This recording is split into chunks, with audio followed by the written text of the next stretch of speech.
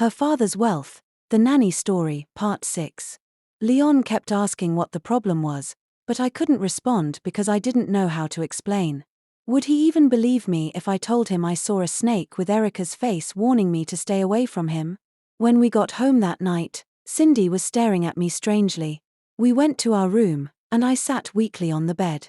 Lyon noticed I wasn't fine at all. He sat down beside me and asked if I was all right. "I'm fine," I responded.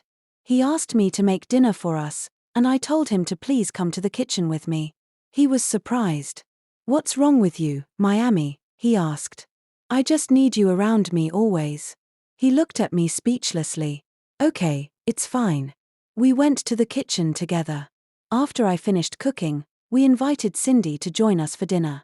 She refused to eat the food I had prepared. Lyon asked her why, and she said she wasn't hungry.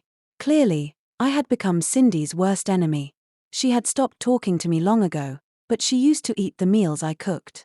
Now, she said she would never eat my meals again. When we returned to the room, I sat weakly on the couch, and Lyon looked at me speechlessly. Then he walked up to me and sat closer to me on the bed. "I think I'm beginning to understand where the problem is coming from. Listen, Cindy will soon accept you as her mom, and all will be fine," he said. "I don't think Cindy is the main problem," I replied. "What do you mean?" Lyon asked. "There's something very strange I've discovered lately," I said. "What is it?" he asked. "Did you and Aunt Erica have any issues before she died?" I asked. He sat on the bed silently, looking at me strangely. "What is it, Miami? Please tell me," he said. "So, you think Erica is the problem? Like she's the one making Cindy behave like this anytime I want to take a wife?" "I don't know," I said, "but this is not really Cindy at work." We both sat silently. It was time for sleep, and we went to bed together. In my dream, I saw Diana. She was looking at me from afar, trying to tell me something, but I couldn't hear her clearly. Then suddenly, a big python came out of nowhere and started coming after me. I ran as fast as I could, but I couldn't escape. The python bit my foot, and I fell to the ground, started vomiting, and eventually died. I woke up immediately, panting. When I sat up and tried to relax after realizing it was a dream, someone tapped my foot.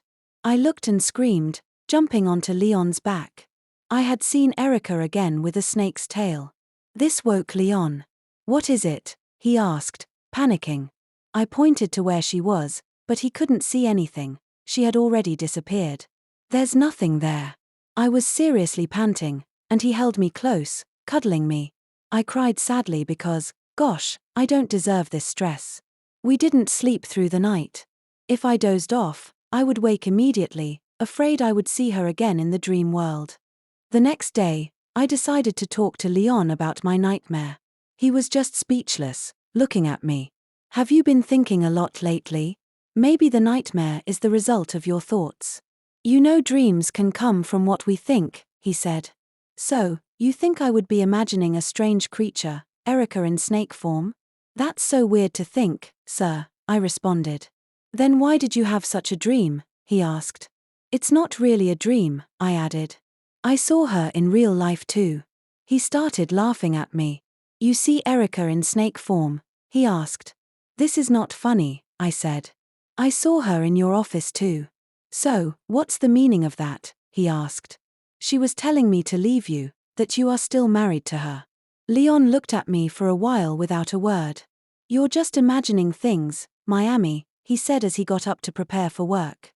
I knew he would never believe me. Lyon is a man who doesn't believe in strange powers, even though people see him as a ritualist because of his predicament. But he is not a ritualist. He's just a victim of circumstance.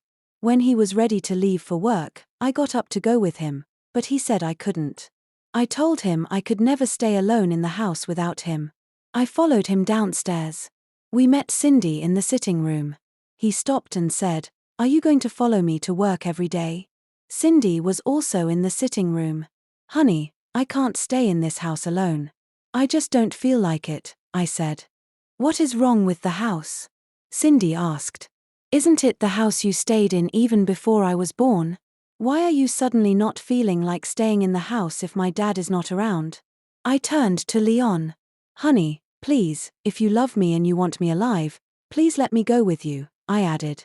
Even if I wanted you to go with me to the office, is this how you want to dress? I was still in my nightwear.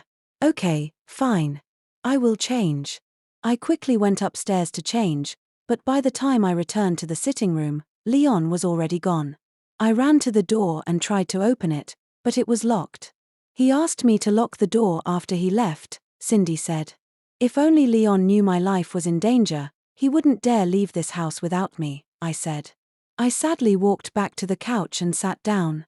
Cindy wouldn't give me the key even if I asked for it. Suddenly, Cindy started laughing. Look at you, you were doing just fine as a nanny, she said.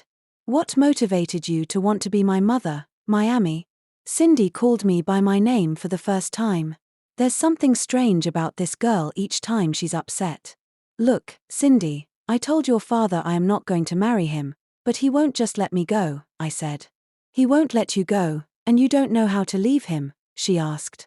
I said nothing. Pack your bags now and leave while you're still alive.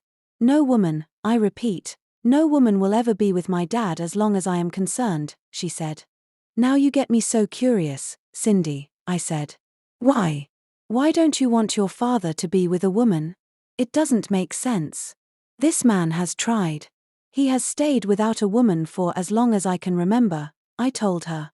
Do not ask me why, because you already know why, she said. I do. I said. I don't, I added. Erica sacrificed her life for him to be the Lyon he is today. If you were a seed of Erica, would you allow any woman to come and take her place? Only Erica and I deserve to be with my father. I also sacrificed for him. Okay, so now this sentence got me thinking. You also sacrificed? I asked. What was your sacrifice? I asked. She looked at me aggressively, making my soul almost leave my body. Never mind, I said immediately. You alone know what you sacrificed. I sat quietly. During the day, I was in my room, thinking about what she might have sacrificed as a child for her father. A lot of nonsensical thoughts crossed my mind.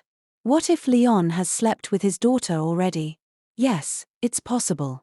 What could this little girl sacrifice? Someone knocked at my door immediately. I knew it was Cindy. We would only be talking about me leaving her dad. Mchi, please, I need my peace, I said. Let her go to her room. I concluded within myself that I wouldn't open the door. She knocked again, and I kept silent. Boom, the door opened by itself. I looked fearfully as Cindy walked in. Cindy, how did you open the door? I asked. Erica did, she replied. Gosh, I almost froze when I heard Erica did. Cindy, please, listen, okay, I give you my word. I will not marry your father, I said. Just help me tell her. I will leave her husband and never return. She looked at me and laughed strangely. It seemed she wasn't alone. It felt like people were laughing with her. Then she stopped laughing. You're just so lucky. Today was supposed to be your last day on Earth. We were here to kill you and have our peace, Cindy said. Kill me? Please, just tell her I will leave, I said, shivering.